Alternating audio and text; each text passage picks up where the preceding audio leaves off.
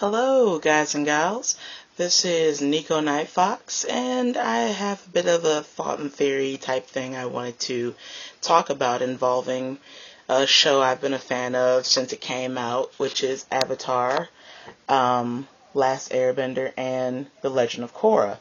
Now, my thought and theory about the show has mostly to do with the skill traits that they are able to use, that they're like subbending.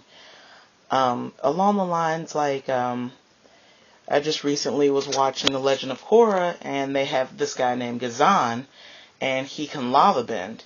Now, my first theory on that is he must have had a parent that was probably a firebender.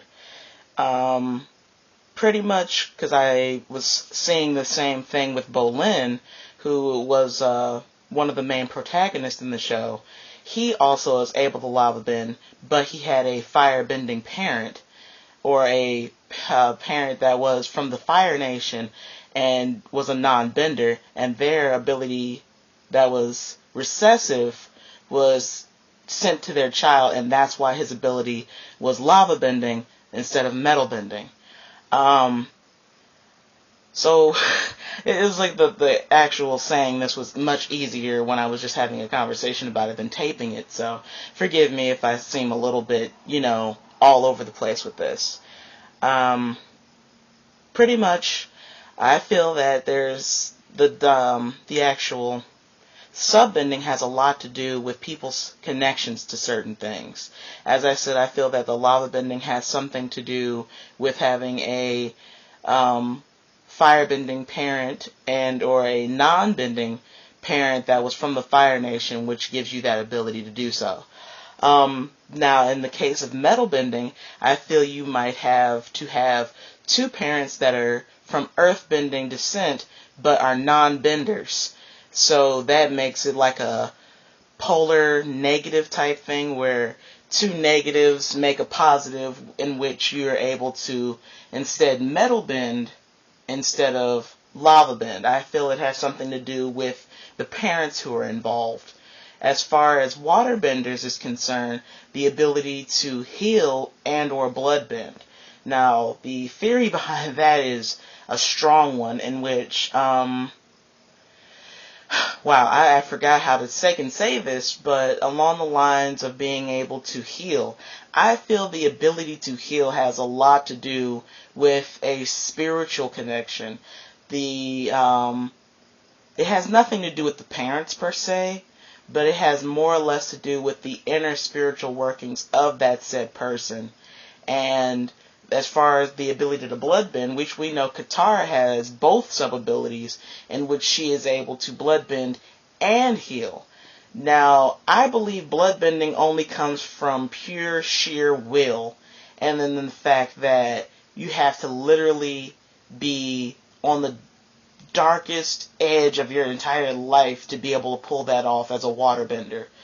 Now, airbenders, on the other hand, their sub-abilities are astral projection and, what was the other thing that they have? Flight capabilities, through serious deep meditation. Now, the people who can get the actual flight abilities, as we saw with Zahir, you have to lose someone, or you just have to give up on loving people in order to have that ability. As far as the actual astral projection, both of these things take deep meditation to be able to achieve. So there's really nothing. Well, then again, I can't say that because Jinora, Tenzin's daughter, she was able to do the actual meditation astral projection, but her dad is not really that in tune with the spiritual connection. So he wasn't able to do that, and his daughter was. So I do believe that being able to astral project has something to do with a deep spiritual connection.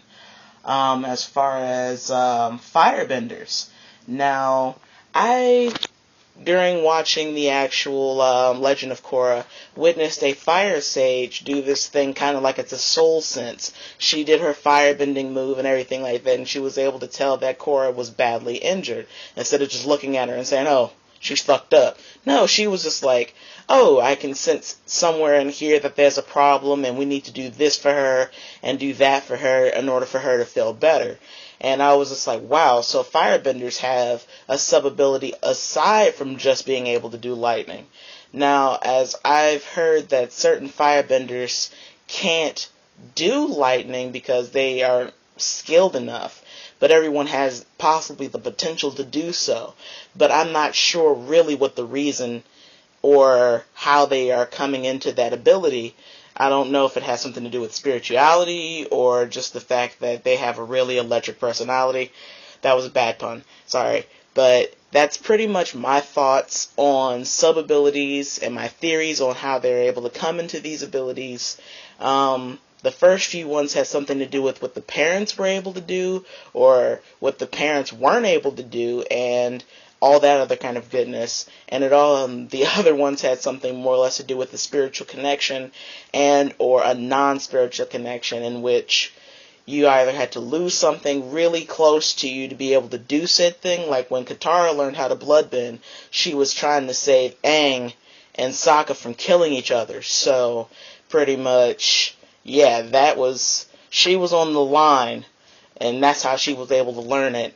And as far as Zahir learning how to fly, he had to lose his girlfriend Pali, which was the saddest thing I had ever seen. It was so sad to see her blow her head off like that. But other than that, this was my thoughts and theories on Avatar and Legend of Korra. Hope you enjoyed. If you have any thoughts and feelings about it yourself, leave a comment and we can have a in-depth conversation about it. Alright, everybody. Have a good day. Peace.